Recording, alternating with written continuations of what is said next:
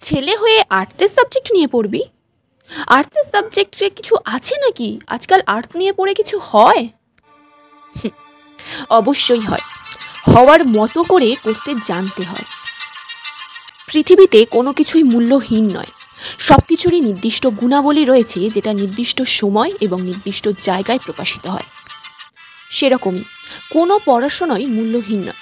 সব সাবজেক্টেরই নিজস্ব বৈশিষ্ট্য, গুণাবলী এবং নির্দিষ্ট গুরুত্ব রয়েছে, যেটা একটা নির্দিষ্ট জায়গায় ঠিকই প্রকাশিত করতে পারবে তোমরা।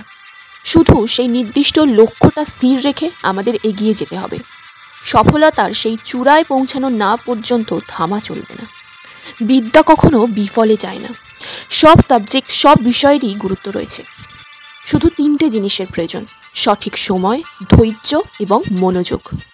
শুধুমাত্র এই 3টে জিনিস মাথায় রেখে এগিয়ে যাও, সফল তোমরা হবে। সময়কে একটু সময় দাও, একদিন না একদিন সময় তোমারও আসবে। যেটা ভালো লাগে সেটা নিয়ে পড়ো। কখনো ভাববে না যে সাবজেক্ট নিয়ে আমি পড়ছি সেটা নিয়ে কিছু হয় না। যে সাবজেক্ট নিয়ে তুমি পড়ছো সেটা নিয়েই এমনভাবে এগিয়ে যাও যাতে সেটা নিয়েই তুমি করে দেখাতে পারো, সফলতার শিখরে পৌঁছাতে পারো। সঠিক প্রয়োগ এবং সঠিক অধ্যাবসায়ের মাধ্যমে সব কিছু সম্ভব। নিজের লক্ষ্যে এগিয়ে যাও। কোনোদিনও কারোর কথায় পিছিয়ে এসো না বা থেমে থেকো না, তাহলেই জয় তোমার নিশ্চিত।